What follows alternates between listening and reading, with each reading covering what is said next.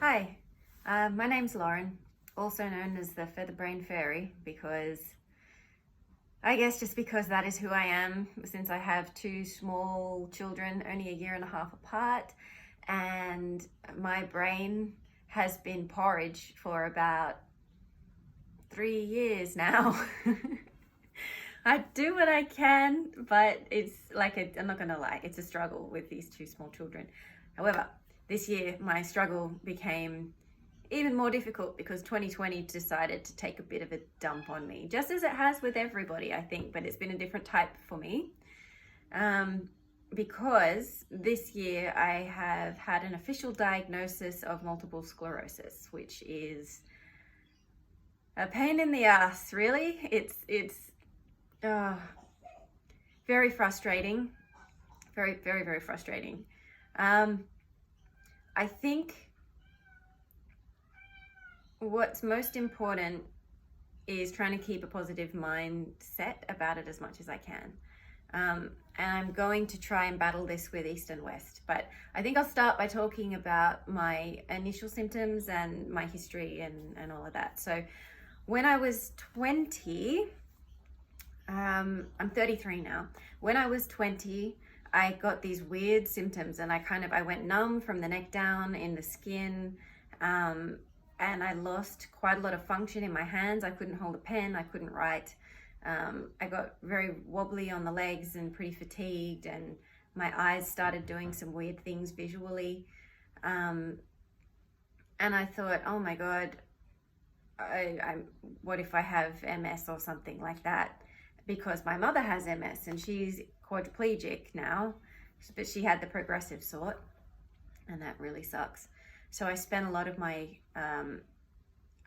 time as a young person worrying about that and trying to be helpful with all of that and with her process and her journey.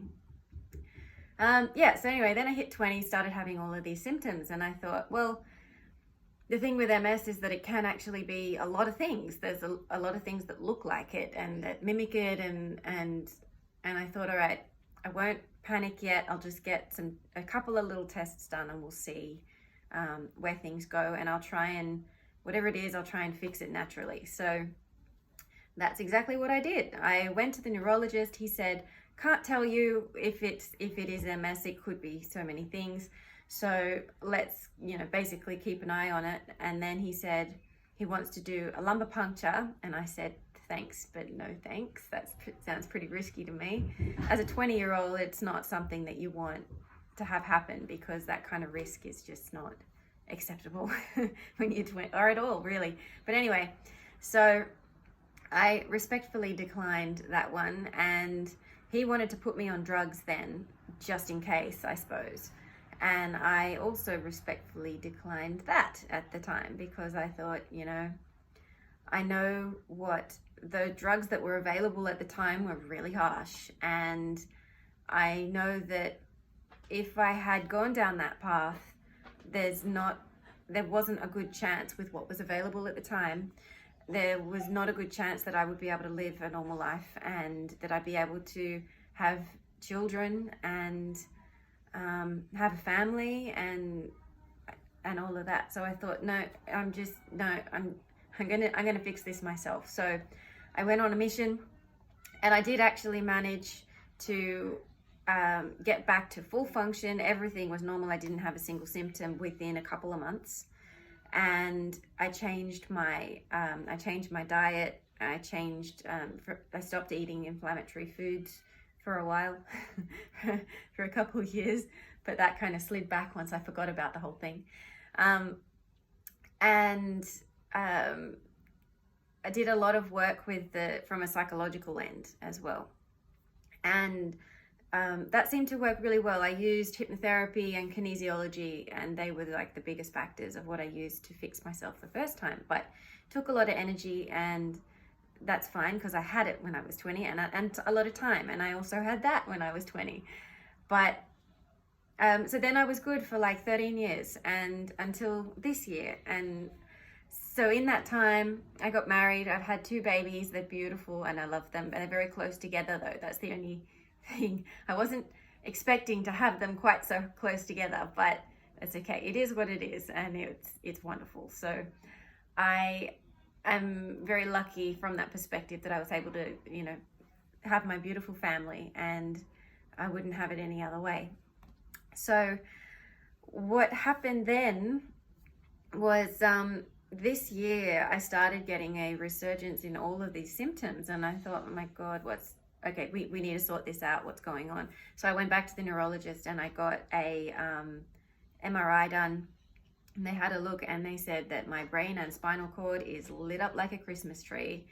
And I freaked out a little, and they said, look, this is very, very common for people, for mothers and for women who have just had babies, because it takes so much out of you as a mum, like with breastfeeding, but also when you're growing your babies as well. So much of your nutrition and your own stability and your own chi and life force goes into these two little bubbas that are coming to the world.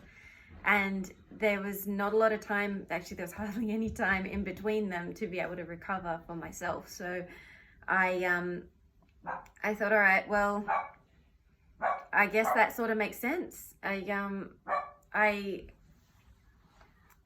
didn't have the nutrition, I guess, to be able to maintain a healthy body for myself, and my body just sort of went, you know what, bugger this, and then gave me all these symptoms and all this crap, and I'm like, oh my God, okay.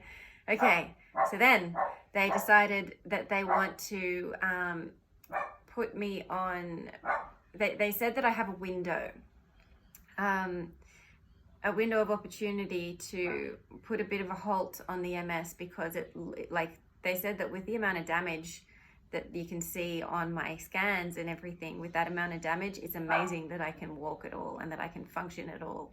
And that was a bit scary. So I listened, I took them seriously, but I decided in the end that what I really need is a balance between an Eastern and Western approach, because I don't have the time and the resources to be able to do this completely naturally as I did in the past. And I have a lot more to lose now. And because I'm 13 years older than I was, my body doesn't have the stamina and the growth that I did when I was 20. So I thought, all right, I need to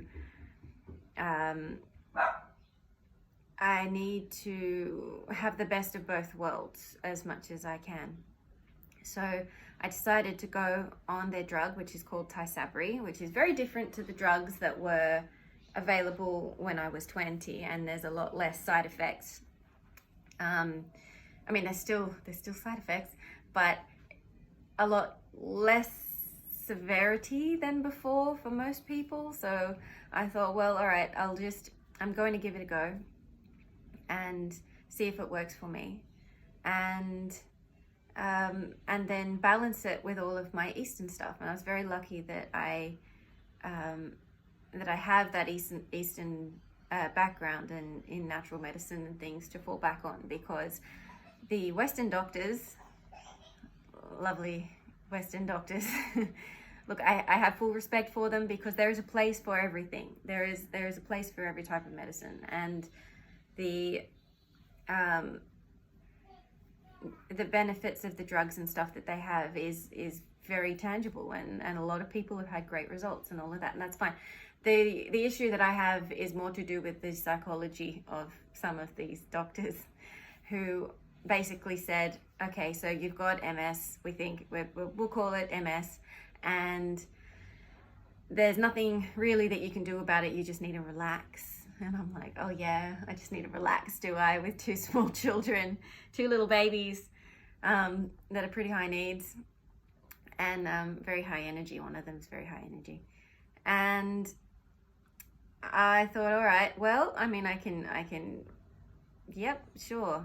But they basically didn't give me very much hope. They just said, this is what's happening, it's going to get worse. There's nothing you can do about it. And I really hate that defeatist attitude. And so I thought, well, I'm going to challenge that and I'm going to hit this with everything that I can from a natural perspective as well, just to complement what I'm doing with the Western stuff. So these videos are going to really be about my journey and about what I am doing to try and combat this disease, or work with it. Maybe, I don't know. I don't know exactly where this is going to go, but I'm determined to find and maintain that balance. And so I invite you along on my journey to and we'll see what we can discover, really. So that's it for now, and I'll chat with you soon. Thanks.